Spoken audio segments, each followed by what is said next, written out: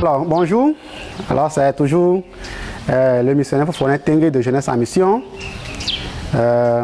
Nous travaillons avec le département des enfants, des ados, des familles qui se nomment fabricants de joie. Donc, nous avions parlé du moniteur dans la première séance. Maintenant, nous sommes à la deuxième séance de notre série d'enseignement et de formation pour les moniteurs. Alors, j'ai déjà connu qui je suis. Donc, je sais que Dieu m'a appelé à un ministère. Je suis conscient que, en fait, le monitorat, c'est un ministère. Ce n'est pas juste une garderie, un endroit où on met les enfants en attendant. Et on est conscient. Maintenant, la deuxième partie, c'est que dans ma classe, à part moi, il y a aussi les enfants. Donc, je dois aussi connaître les enfants. Donc, nous allons commencer à parler un peu sur les enfants. Comment Dieu les voit, comment nous les hommes, nous les voyons. Et à travers les époques, comment on considère les enfants. Et après, nous allons parler des capacités que ces enfants ont spirituellement. Ils ont des caractéristiques naturelles, mais ils ont aussi des capacités spirituelles. Et nous, en tant que moniteurs, on a besoin de savoir tout ça pour pouvoir mieux travailler avec les enfants. Donc, le thème d'aujourd'hui, c'est l'enfant, vision des hommes et la vision de Dieu. Avant de commencer, nous allons prier. Seigneur, nous voulons te bénir pour cette deuxième séance que nous allons commencer. Seigneur, nous t'invitons de venir au milieu de nous et de nous enseigner. Tu es le docteur, le vrai enseignant. Seigneur, et enseigne ta parole au travers de nous et parle à nos cœurs, réponds aussi aux besoins des uns des autres selon cet enseignement au nom de Jésus. Amen. Donc Jésus, quand il était sur la terre dans Luc, le chapitre 2, le verset 52, la Bible dit, Jésus grandissait en sagesse, en taille, en grâce devant Dieu et devant les hommes. Ça, c'est important. L'être est formé de corps, âme et esprit. Donc, les enfants aussi sont formés de corps, âme et esprit. Donc, comme Jésus, à l'époque, grandissait en sagesse, en taille, ça touche le corps, la sagesse, ça touche ce qui est l'âme, l'intellect, tout ça. Et en grâce, c'est le côté spirituel devant Dieu et devant les hommes. Donc, tous les enfants que nous avons dans nos classes, eux aussi, ils doivent grandir en sagesse, en taille, en grâce devant Dieu, devant les hommes. L'homme grandit physiquement, selon ce verset. Grandit psychologiquement, émotionnellement, intellectuellement et spirituellement. C'est important. C'est ce côté spirituel que la psychologie ne peut pas comprendre, parce que ça dépasse leur compréhension. Mais nous, les chrétiens, nous comprenons que l'homme grandit aussi spirituellement, comme Jésus. Et les enfants qui sont avec nous, dans nos classes de l'école de dimanche, on doit veiller à leur croissance physique, à leur croissance psychologique, à leur croissance émotionnelle, à leur croissance intellectuelle et aussi, et surtout, et c'est notre rôle en tant que moniteur, à leur croissance spirituelle. Parce que nous sommes appelés à les accompagner spirituellement. Alors, il y a un texte dans la Bible que nous connaissons bien en tant que moniteur. Matthieu, le chapitre 19, le verset 13 à 15. Et on connaît bien ce texte, on a déjà enseigné, on a enseigné aux enfants, on a enseigné dans l'église, partout. Maintenant, on va aussi avancer avec ce texte. Alors, Matthieu, le chapitre 19, le verset 13 à 15. Alors, les gens lui amenaient des petits enfants, afin qu'il pose les mains sur eux, prie pour eux. Mais les disciples leur firent des reproches. Jésus dit, laissez les petits enfants, ne les empêchez pas de venir à moi, car le royaume des cieux est pour ceux qui leur ressemblent. Verset 15, il posa les mains sur eux et partit de là. Donc c'est vrai que si on retourne un peu dans le contexte historique de ce chapitre, Jésus enseignait sur le divorce et le célibat. C'est vraiment un débat théologique. Donc, et tout d'un coup, les parents qui ont compris que Jésus est là, approchons-nous, nos enfants peuvent être bénis. Ils ne sont pas partis chercher leurs bénédictions, mais chercher les bénédictions de leurs enfants. Et la Bible dit, c'est comme Jésus parlait et les parents ont interrompu la conversation de Jésus avec les docteurs de la loi, avec les grands théologiens. Et disciples, c'est normal. Leur rôle, c'est de veiller à ce que le maître puisse bien faire son travail. Quand ils ont vu les parents venir avec les enfants, qu'est-ce qu'ils ont fait tout de suite? Ils ont empêché les enfants de venir. Ils ont empêché les parents. Parce que ce n'est pas leur place. Ce qu'on est en train de dire, c'est un débat théologique sur le divorce et le célibat. Donc, ce n'est pas la place des enfants ici. C'est naturel, hein? Si j'étais à leur place, en tant que disciple, je ferais la même chose. Je ferais la même chose. Parce que ce n'est pas la place des enfants. Et c'est ce que nous pensons. Donc, dans certains moments, à certains endroits, on dit non, en fait, ce n'est pas la place des enfants. Mais voyons un peu l'attitude de Jésus. Jésus n'a pas dit aux parents, attendez, je finis d'abord mon débat et je viens vous bénir. Et je viens vous écouter, pourquoi vous êtes là. Mais la Bible dit, tout de suite, Jésus a dit aux disciples, arrêtez. N'empêchez pas ces enfants de venir à moi. Laissez-les venir. Ne vous mettez pas entre moi et ces enfants. Et Jésus a appelé les enfants et les a bénis. Waouh, c'est intéressant. Moi, même si, en tant que moniteur, si j'enseigne, je suis quelque part en train d'enseigner, les enfants sont en train de venir et les gens qui sont en train de me garder ou sont avec moi, les ont empêchés. Naturellement, la vision humaine des choses, j'allais finir, j'allais dire, selon la connaissance que j'ai sur les enfants, j'allais dire aux parents, ok, s'il vous plaît, attendez, j'arrive, attendez dehors, et je finis ce que je suis en train de faire, et quand je finis, je vais aller, oui, mais pourquoi vous êtes là, et je vais les bénir. Mais l'attitude de Jésus était autre. Waouh! Et on doit apprendre de ça. Moniteur, on doit apprendre de ça.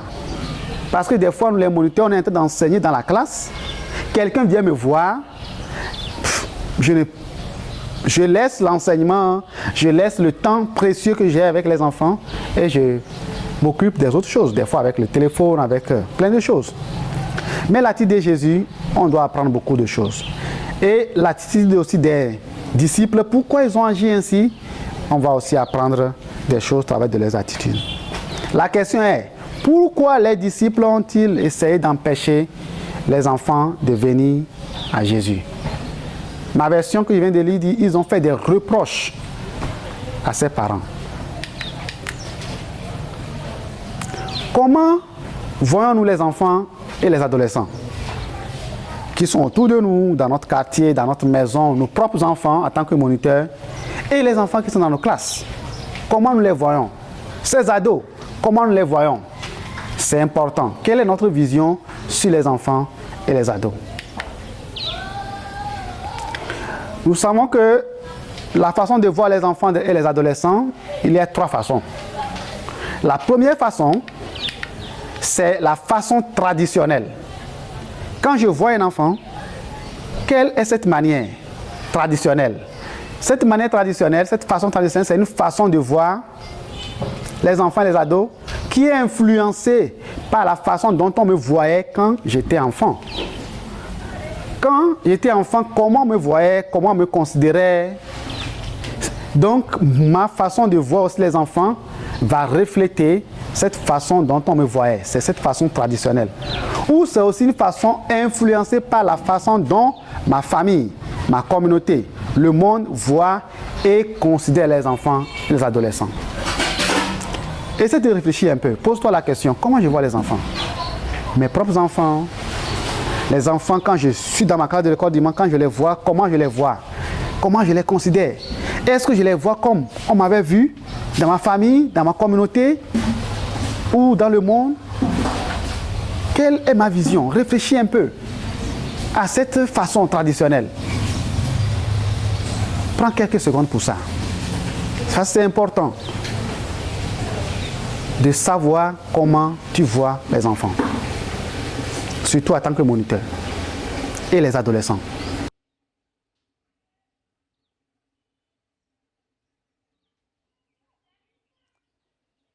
Alors, nous continuons. La deuxième façon, c'est la façon séculière. La façon séculière, c'est une façon de voir les enfants et les ados qui est influencée par les médias, les opinions des autres. La question est, comment les médias dépeignent-ils les enfants, les adolescents dans nos sociétés? Pensons juste au rôle joué par des enfants acteurs dans les films. Réfléchissons un peu à toutes ces questions. Pensons au rôle qu'on attribue aux enfants comme acteurs dans les films locaux ou dans les publicités télévisées. Réfléchissons un peu. Dans les magazines, dans les journaux. Pensons un peu comment on présente les enfants. Et la question est maintenant, comment cette façon, ces images que je vois, affectent-elles ma façon de voir les enfants ou de les considérer? Est-ce que ça m'affecte? C'est des questions auxquelles on doit réfléchir et trouver des réponses. Comment ces images affectent-elles ma façon de les voir et dont ils sont traités dans la société?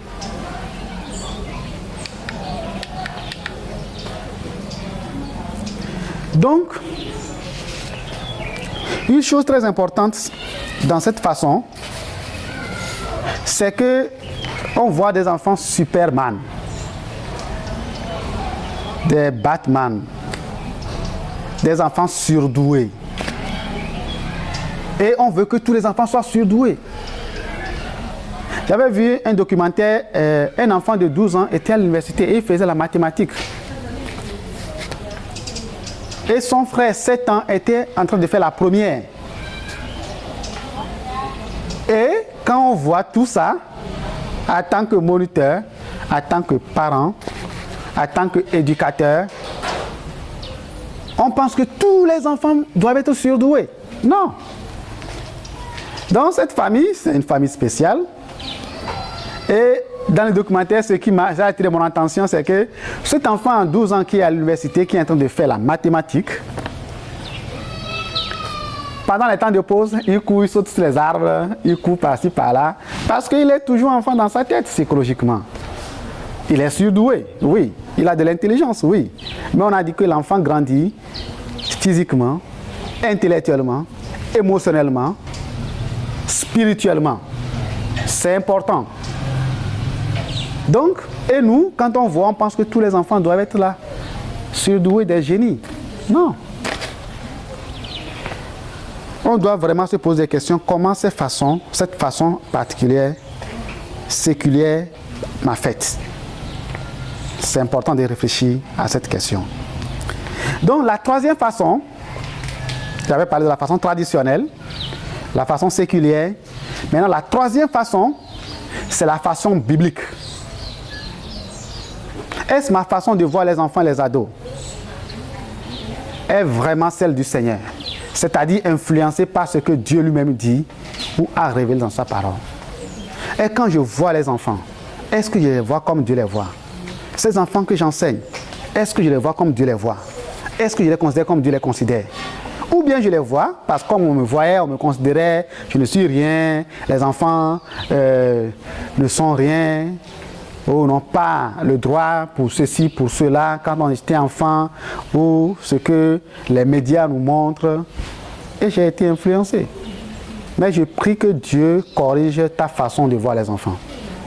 Parce que notre façon de voir les enfants doit être la façon biblique. La façon qui est influencée par ce que Dieu lui-même dit ou a révélé dans sa parole. C'est vraiment important. En tant que parent, en tant que moniteur, en tant qu'éducateur, en tant qu'enseignant, c'est vraiment important de savoir tout ça. Donc, Prends un peu de temps et réfléchis. Peut-être vous êtes en train de suivre cet enseignement, peut-être vous êtes une petite équipe ou peut-être tu es seul. Tu vas réfléchir à cette question. Ou vous allez réfléchir à cette question. Comment la façon traditionnelle, la façon séculière, la façon biblique, comment cette façon de voir les enfants affecte-t-elle notre perception des enfants dans notre culture? La première question est, comment cette façon de voir les enfants affecte-t-elle la perception des enfants dans ma culture? Moi, je suis togolais, je suis élevé. Comment je perçois les enfants? Comment, dans ma culture, on perçoit les enfants? Et la deuxième question qui suit, quand vous avez trouvé déjà toutes ces choses, par exemple, si je donne un exemple, dans ma culture, on dit les enfants ne mangent pas les œufs, sinon ils vont devenir voleurs. Et ça m'a affecté. Et si je ne suis pas arrêté pour réfléchir à la façon biblique de construire les enfants, je vais grandir comme ça, construire les enfants comme ça. Il y a plein d'autres choses qui se disent sur les enfants dans notre culture. Réfléchissons, pensons. Et on a grandi avec. Et c'est en nous. Alors, après, quel rôle, toi, ou nous, pouvons-nous jouer pour corriger ces fausses perceptions et ces faux traitements des enfants dans notre culture? Dans le foyer, à l'école, à l'église, dans la communauté. Une chose est de réaliser ces choses. Une deuxième chose, c'est de voir moi, en tant que moniteur, en tant que personne, en tant que parent, en tant qu'éducateur, comment je peux, quel rôle je peux jouer pour corriger ça? Donc, réfléchissez à ces questions, trouvez des réponses avec le Saint-Esprit et il va vous donner des idées claires, des idées nettes, révélées pour corriger ça. Parce que si on n'a pas une pensée corrigée et on reste dans la façon traditionnelle et séculière, on ne va pas rentrer toucher le cœur de Dieu. Le cœur de Dieu, c'est ce qui est dans la parole de Dieu.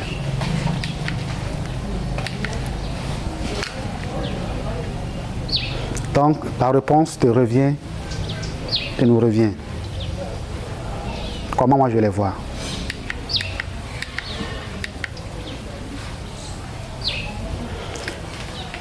Alors, pour répondre à cette question, j'ai quelque chose dans ma main. De là où tu le vois, c'est une très bonne mangue, ça sent très bon. Maintenant, si je te pose la question, tu vois quoi? Là où tu es. Qu'est-ce que tu me diras? Quelle réponse tu me donneras? C'est évident. Tu vas dire, c'est un objet. Tu vas dire, c'est un fruit. Parce que si tu ne vois pas très bien, mais je l'approche plus de l'écran pour que vous voyez. En fait, c'est une mangue. Voilà, c'est une mangue. Maintenant, la question est de savoir, qu'est-ce que tu vois? Tu vas dire, mais qu'est-ce qu'il veut nous faire croire? Qu'est-ce qu'il pense? On voit déjà la mangue et il nous pose la question, on voit quoi? C'est la mangue, c'est évident. Oui, c'est la mangue. Mais vous savez ce qui est intéressant? Nous, on voit la mangue, mais Dieu ne voit pas la mangue. La vision biblique ne voit pas la mangue. La vision biblique voit des forêts de manguiers avec des milliers et des milliers de mangues. J'espère que tu as compris. Parce que dans cette mangue, il y a un noyau. Le noyau tombe à terre, ça devient un manguier. Le manguier produit des mangues. Et de ces mangues, il y a maintenant des noyaux. Des noyaux vont donner des manguiers. Et des manguiers vont donner des mangues. Et ainsi de suite. Et la chaîne continue. Et on va voir des forêts. Une très grande superficie de forêts de mangues. Waouh! Et c'est comme ça. C'est comme ça Dieu nous voit. Maintenant, quand tu vois un enfant, est-ce que tu vois un enfant ou tu vois au-delà? Est-ce que tu vois un président? Est-ce que tu vois un docteur, un médecin, un infirmier, un missionnaire, un pasteur, un moteur? Qu'est-ce que toi tu vois? Quand tu as les enfants en face de toi, est-ce que tu vois les enfants ou tu vois déjà leur avenir? Est-ce que tu vois une mangue ou bien est-ce que tu vois des forêts de manguiers donnant des milliers et des milliers et des milliers de mangues? C'est ça notre perception. Alors, un enfant a une très grande valeur aux yeux de Dieu. Nous devons voir les enfants comme Dieu les voit, avec les yeux de la foi et de l'espérance, comme j'ai parlé de cette mangue. Quand on voit les enfants, on doit les voir avec les yeux de Dieu, les yeux de la foi et les yeux de l'espérance. On voit leur avenir, c'est important. Chaque enfant est une promesse de Dieu, un appel, une destinée, un potentiel énorme. Par nos paroles ou nos comportements, nous pouvons le mépriser ou lui donner une occasion de grandir et de devenir ce qu'il est appelé à être réellement. Nous avons l'exemple des parents de Moïse, des parents de Jésus, Simon, Anne, des gens qui ont vu un tout petit enfant avec les yeux de la foi, qui ont vu ce qui n'était pas encore et qui ont reconnu son potentiel, son appel, sa destinée. Ils n'ont pas dit ce n'est qu'un bébé. Donc les parents de Moïse avaient eu le regard de Dieu sur leur garçon.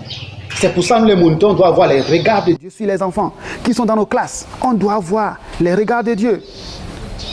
Ils ont vu l'appel de Dieu sur sa vie, les possibilités infinies et l'espérance que ce petit enfant pouvait apporter à sa génération. Ils ont vu au-delà. C'est pour ça que les moniteurs, on doit voir au-delà. On doit considérer les enfants, on doit les voir. Parce qu'ils sont des appels. Les parents de Moïse ont vu un appel attaché à ce Moïse. La Bible dit, par la foi, ils n'ont pas craint lors du roi. Ils ont caché ce bébé. Parce qu'ils ont vu par la foi les possibilités infinies et l'espérance qui est attachée à ce bébé. Ce petit être, hein? Ouais, et ce que ce petit être peut apporter à sa génération. Une chose que j'aimerais dire, tout le monde n'est pas appelé à travailler avec les enfants. C'est pour ça qu'on doit détecter, on doit savoir si vraiment je suis appelé à travailler avec les enfants. Mais tout le monde doit voir les enfants selon la perspective biblique, c'est-à-dire selon le regard de Dieu. Tu n'es pas appelé à travailler avec les enfants. Tout le monde n'est pas appelé à travailler, parce que chacun a un appel unique. Mais tout le monde doit voir les enfants selon la perspective biblique, selon le regard de Dieu. Vois-tu les enfants, les adolescents qui sont dans nos classes de l'école dimanche, comme Dieu les voit? Est-ce qu'on a le regard de Dieu sur ces enfants? Donc, et Jésus a dit, venez, et il a béni les enfants, et il est parti de là. C'est intéressant. Pourquoi les disciples ont essayé d'empêcher les enfants de venir à Jésus? Les réponses sont là. La première réponse est que les disciples avaient une fausse image et perspective de la capacité spirituelle des enfants. Dans le thème prochain, on va parler des capacités que les enfants ont. Donc les disciples n'avaient pas cette capacité. On est en train de débattre des choses théologiques. Et vous êtes ici. S'ils avaient compris que les enfants ont une capacité spirituelle, ils avaient cette perspective dedans, ils allaient agir autrement en fait. Deuxième réponse, c'est que ils ne voyaient pas les enfants comme Jésus les voyait. Oui, parce que la culture juive, c'est une culture comme une culture togolaise, hein? C'est une culture élevée. Donc les enfants ne sont pas considérés, les femmes ne sont pas considérées. C'est la même chose. Donc, ils ont autre vision sur les enfants, traditionnelle et séculière. Mais Jésus les voyait autrement. Jésus avait le cœur de Dieu. Autre réponse, c'est que les disciples avaient une bonne motivation. Ils pouvaient le faire. Mais ils avaient une mauvaise compréhension de la capacité spirituelle des enfants. La motivation était bonne. Mais Jésus les a reprochés parce qu'ils avaient une fausse compréhension et de la capacité des enfants. Attention, moniteur, on peut travailler avec les enfants et pourtant les empêcher de venir à Jésus. Donc que ça ne soit pas notre cas. Amen. Alors, pour terminer, même si nous aimons sincèrement nos enfants, nos ados qui sont dans nos classes, nos propres enfants, nous pouvons sérieusement empêcher leur croissance et leur relation avec Dieu si nous croyons de façon erronée qui sont simplement que des enfants ou trop jeunes. Si nous sous-estimons la capacité spirituelle des enfants et des adolescents, nous pourrions être coupables, sans le vouloir, de les retenir dans leur foi et dans leur connaissance de Dieu. Un mensonge de l'ennemi, c'est que les enfants ne sont pas intéressés aux choses spirituelles. Mais, laissez-moi vous dire, j'ai eu des témoignages des enfants sorciers qui m'ont parlé. C'est quelque chose qui m'a beaucoup touché. L'enfant dit, eux, pour trouver leurs adeptes, former leur camp, leurs disciples, c'est les nouveau-nés qui vont à l'hôpital pour chercher. Et nous, les chrétiens, les moniteurs, nous on dort, on dit, oh non, ils sont que des enfants. Et l'ennemi dit, oui, c'est les enfants, laissez-les, ils vont grandir un peu. Et lui les forme. L'enfant me dit, c'est les nouveau-nés, les bébés, qui vont pour chercher, et ils les prennent pour former, et ils deviennent des sorciers. Donc, on doit se réveiller. Alors, dans la parole, pour combattre cette vérité, on va faire quelque chose. Dans la Bible, dans la mue du chrétien, la Bible compare la vérité à un objet qui est la ceinture. Ici, c'est le crochet du diable, c'est les mensonges que l'ennemi a mis dans nos cœurs. En tant que parents, en tant qu'éducateurs, en tant que moniteurs, les enfants ne sont pas intéressés aux choses spirituelles. Laissons-les, ils vont grandir. Quand ils vont devenir ados, dépasser l'adolescence, on va maintenant investir dans leur vie spirituellement. La prochaine séance, on va parler de quoi ces enfants sont capables spirituellement. Alors, la Bible dit, il faut mettre la vérité sur le mensonge. Donc cet objet, qui est le crochet du diable, les mensonges, quand je le tiens comme ça, ça ne tient pas. Je vais demander à un tonton ici à côté, on va faire ensemble. Je vais lui demander de tenir le truc. Essaie de tenir. Fais tout ton possible pour que ça tienne sur ton doigt. Ça ne tient pas. Alors, quand la vérité arrive sur le mensonge, on va voir ce qui va se passer.